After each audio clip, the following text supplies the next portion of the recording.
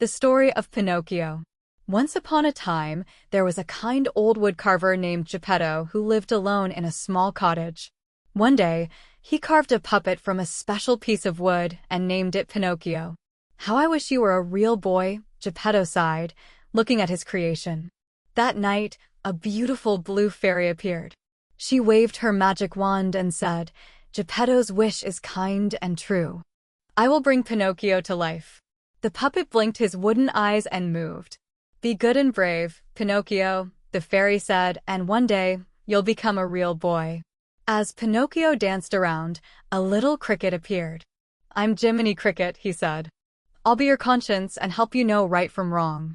Pinocchio promised to listen, but trouble wasn't far away.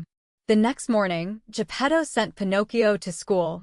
But Pinocchio saw a puppet show on the way and decided to join instead. He spent the day singing and dancing, forgetting all about school. The puppet master, Stromboli, saw Pinocchio's talent and locked him in a cage, planning to make him perform forever. Pinocchio cried, "I want to go home." The blue fairy appeared and asked Pinocchio why he was in trouble. Pinocchio lied, saying he had been kidnapped on his way to school. To his shock, his nose grew longer and longer with every lie.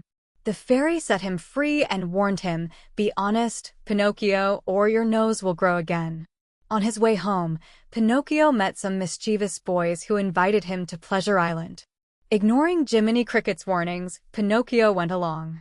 At first, the island was fun, with candy, games, and no rules.